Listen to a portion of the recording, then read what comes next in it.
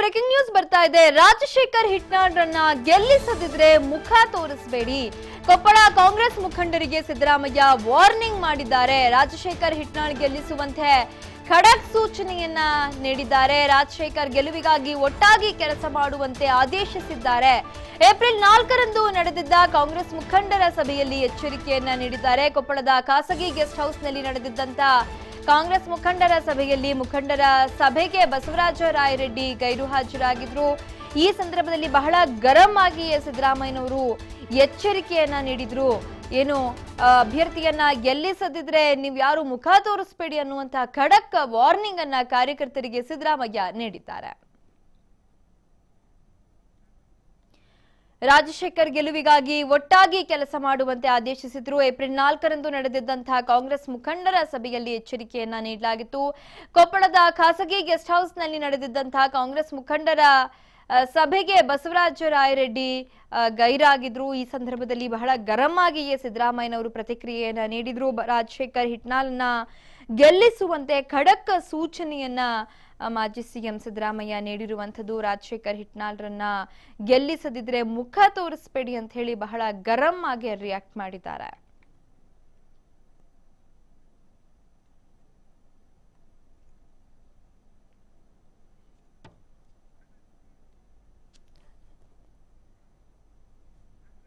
ಈ ಬಗ್ಗೆ ಮತ್ತಷ್ಟು ಮಾಹಿತಿಯನ್ನ ನೀಡ್ತಾರೆ ನಮ್ಮ ಪ್ರತಿನಿಧಿ ನಾಗರಾಜ್.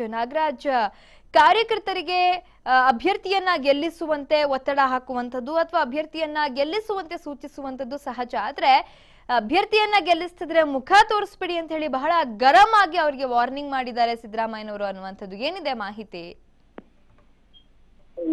ಖಂಡಿತವಾಗಿ ಕೊಪ್ಪಳ ಲೋಕಸಭಾ ಚುನಾವಣೆ ಸರ್, ಇದು ಸಿದ್ದರಾಮಯ್ಯ ಅವರ ಪ್ರತಿಷ್ಠೆಯ ಕಾರಣ ಎಷ್ಟು ಅಂತಂದ್ರೆ, ಸಿದ್ದರಾಮಯ್ಯ ಮಾನಸ ಪುತ್ರ ಅಂತ ಕರ್ಸ್ಕೊಳ್ಳುವಂತ ಈಗಿನ MLA ಆದಂತ ಕಾಂಗ್ರೆಸ್ MLA ಆದಂತ ರಾಘವೇಂದ್ರ ಹಿಟ್ನಾಳ್ ಇದ್ದಾರೆ. ಅವರ ಸಹೋದರನಿಗೆ ರಾಜಶೇಖರ್ ಹಿಟ್ನಾಳ್ಗೆ ಟಿಕೆಟ್ ಕೊಡಿಸಿರುವಂತದ್ದು. ಅಂದ್ರೆ ಇದು ಕುರುಬ ಸಮುದಾಯದ ಪ್ರಬಲವಾದ ಫ್ಯಾಮಿಲಿ ಅಂತ ಹೇಳ್ಬೋದು, ಹಿಟ್ನಾಳ್ ಫ್ಯಾಮಿಲಿ.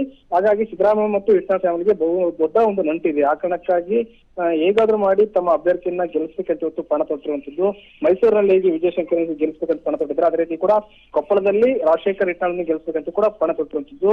ಆದ್ರೆ ಇಲ್ಲಿ ಬಹುಮುಖ್ಯವಾಗಿ ಕಾಡ್ತಾರ ಸಮಸ್ಯೆ ಏನಂತಂದ್ರೆ, ಇಲ್ಲಿ ಏನಂತಂದ್ರೆ ರಾಜಶೇಖರ್ ಹಿಟ್ನಾಳ್ ಟಿಕೆಟ್ ಕೊಟ್ಟಿರೋದ್ರಿಂದ ಬಹುಮುಖ್ಯವಾಗಿ ಕಾಂಗ್ರೆಸ್ನ ಮಾಜಿ ಶಾಸಕರು, ಮಾಜಿ ಸಚಿವರು ಬಹಿರಂಗವಾಗಿ ಮುನಿಸ್ಕೊಂಡಿದ್ದಾರೆ.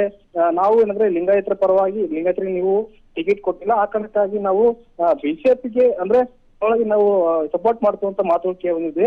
ಈ ಕಾರಣಕ್ಕಾಗಿ ಇವತ್ತು ಸಿದ್ದರಾಮಯ್ಯ ಅವರು ಮಾಜಿ ಸಚಿವರಂತ ಬಸವರಾಜ ರಾಯರೆಡ್ಡಿ ಇದ್ದಾರೆ. ಅದ್ರ ರೀತಿಯಾಗಿ ಕೆಲವೊಂದಿಷ್ಟು ಶಾಸಕರಿಗೆ ಬಹಿರಂಗವಾಗಿ ವಾರ್ನಿಂಗ್ ಕೊಟ್ಟಿದ್ದಾರೆ. ಒಂದು ವೇಳೆ ಏನಾದ್ರೂ ಇಲ್ಲಿ ಕಾಂಗ್ರೆಸ್ ಕ್ಯಾಂಡಿಡೇಟ್ ಸೋತ್ರೆ ನೀವು ಖಂಡಿತವಾಗ್ಲೂ ನನ್ನ ಮುಖ ತೋರಿಸ್ಬೇಡಿ ಅಂತ ಹೇಳಿ ನೇರವಾಗಿ ವಾರ್ನಿಂಗ್ ಕೊಟ್ಟಿರೋದು. ಖಂಡಿತವಾಗ್ಲೂ ಕೂಡ ಅಂದ್ರೆ ನೇರವಾಗಿ ಈ ರೀತಿ ವಾರ್ನಿಂಗ್ ಕೊಟ್ಟಿರೋದಾಗಿ ಕೆಲವೊಂದಿಷ್ಟು ಶಾಸಕರು ಇರ್ಬೋದು, ಮಾಜಿ ಸಚಿವರಿಗೆ ಹೊತ್ತು ತಾಳ ಮಾಡಲು ಶುರುವಾಗಿರುವಂತದ್ದು. ನಿಖಿತಾ, ಓಕೆ, ಧನ್ಯವಾದ ಮಾಹಿತಿಗಾಗಿ. ಎಷ್ಟೇ ಬ್ಯುಸಿ ಇದ್ರು, ಏನೇ ಕೆಲಸಗಳಿದ್ರು, ಫಸ್ಟ್ ಹೋಗಿ ಎಲ್ಲರೂ ತಪ್ಪದೆ ಮತ ಚಲಾಯಿಸಿ ಒಳ್ಳೆ ಅಭ್ಯರ್ಥಿನ ಆಯ್ಕೆ ಮಾಡಿ. ನಮ್ಮ ಸರ್ಕಾರ ನಮ್ಮ ಹಕ್ಕು. ಸೊ ಹಾಗಾಗಿ MP ಎಲೆಕ್ಷನ್ಸ್ ಬರ್ತಾ ಇದೆ, ನಾನು ವೋಟ್ ಮಾಡ್ತಾ ಇದ್ದೀನಿ, ನೀವು ಸಹ ವೋಟ್ ಮಾಡಿ ಈ ಒಂದು ಜವಾಬ್ದಾರಿನ ಸರಿಯಾಗಿ ನಿಭಾಯಿಸ್ಕೊಡಿ. TV5 ಅಭಿಯಾನದಲ್ಲಿ ನಾನು ಸಹ ಕೈ ಜೋಡಿಸ್ತಾ ಇದ್ದೀನಿ, ನೀವು ಸಹ ಕೈ ಜೋಡಿಸಿ. ಎಲ್ರಿಗೂ ಒಳ್ಳೆಯದಾಗಲಿ. ಮತ ಚಲಾಯಿಸಿ, ನಮ್ಮ ಮತ ನಮ್ಮ ಹಕ್ಕು. ಇದು TV5 ಕಳಕಳಿ.